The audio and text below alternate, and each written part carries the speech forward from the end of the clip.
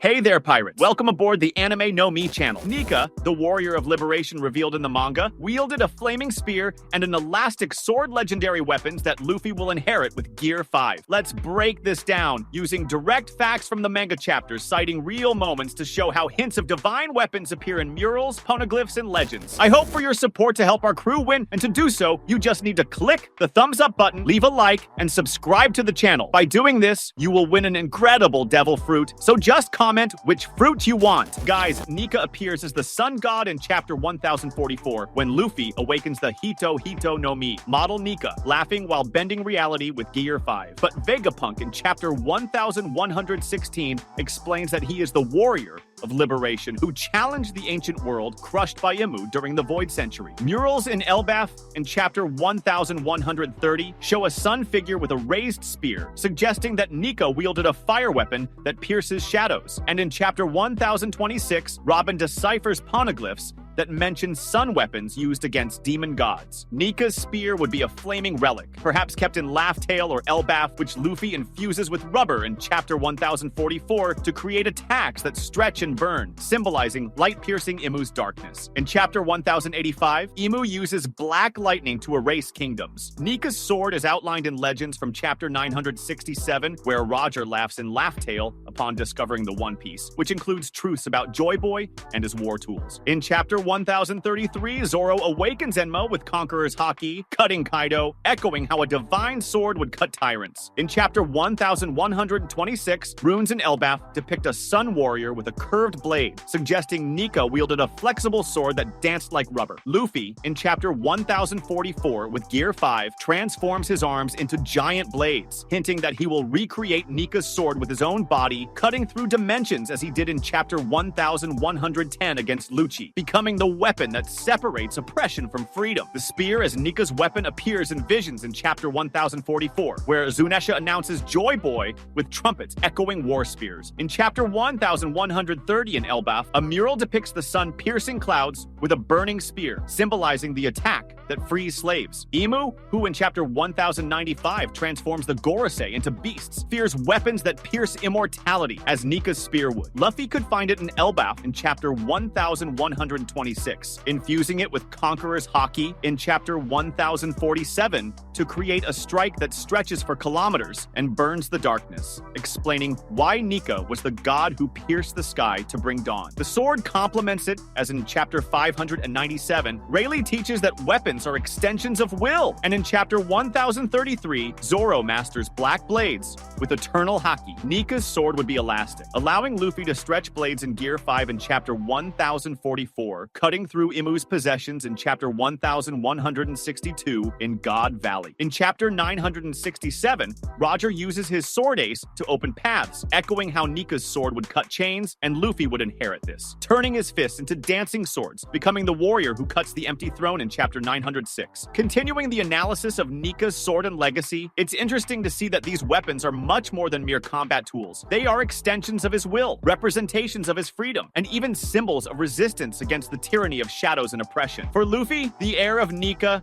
and bearer of Gear 5's power, this inheritance is directly tied to his growth and his role as the next Joy Boy that is. The savior who will bring freedom and change to the world. Nika's sword, as seen in legends and visions in One Piece, is not an ordinary blade. It is described as flexible, an extension of freedom itself, perhaps even a weapon that adapts to the environment, shaping itself to the warrior's needs. When Zoro awakens Conqueror's Haki and masters Enma, he makes the sword gain immense power, cutting even Kaido, the strongest of the Yonkou. This hints at how a sword, when tied to the will of its wielder, can gain supernatural power, becoming a tool capable of changing the course of battle and history. Nika's sword, as described in chapters 967 and 1033, would have this characteristic of shaping itself according to the wielder's needs. Just as Luffy shapes reality with Gear 5, stretching and warping space with his laughter and rubber powers, when Luffy awakens Gear 5 and becomes the true Joy Boy, he will not only wield this sword literally, but also transform his own body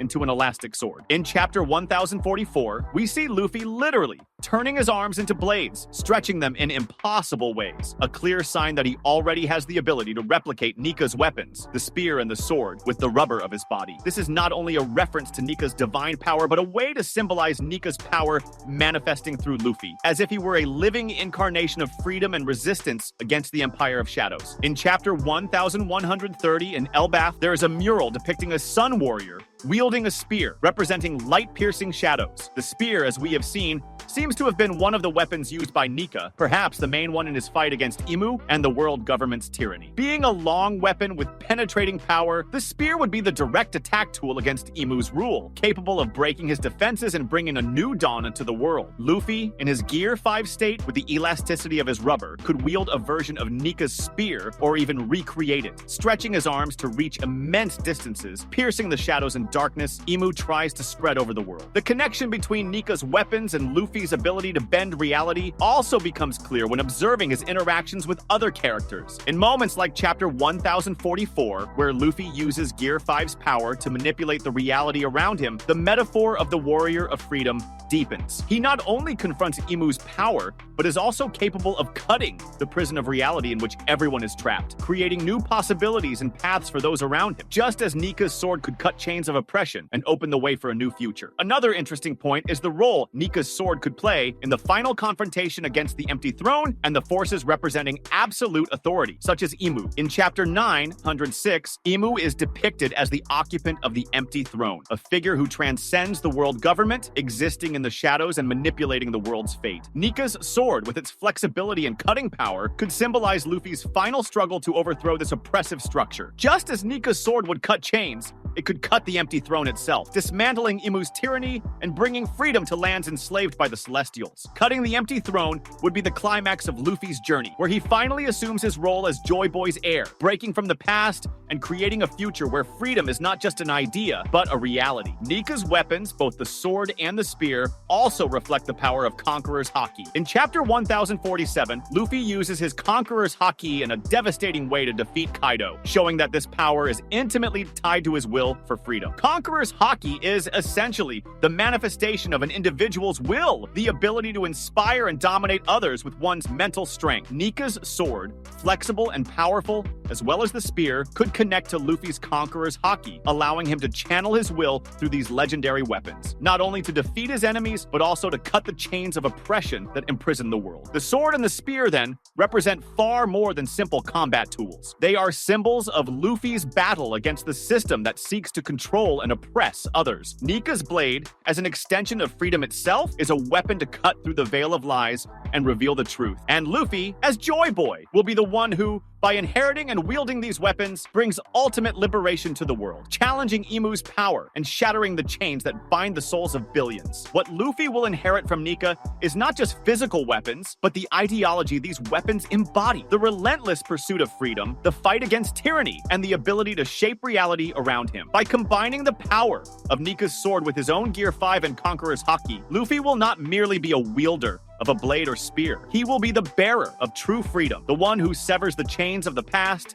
and opens the path to a future where everyone is free, like the gods and heroes of the legends that came before him. In the end, Nika's sword will be the key to dethroning Imu, finally breaking the tyranny and the cycle of oppression the world government has enforced for centuries. Nika's weapons, the spear and the sword, are far more than mere relics of war. They are the keys to breaking the cycle of tyranny and cutting the chains of the past. And that is exactly what Luffy will do. He will not be just a hero fighting with the power of rubber. He will be the bearer of Nika's legacy, the true Joy Boy. And when he wields these weapons, perhaps not literally, but through his own elastic form, he will not only break the chains of the world government, but also dethrone Imu, the being who lives in the shadows and controls the Empty Throne. What do you all think about this? That was today's content. We hope you liked it and want to share your opinion on the subject. Don't forget to share the video, give it a thumbs up, and I'll see you in the next video. Take care and stay amazing.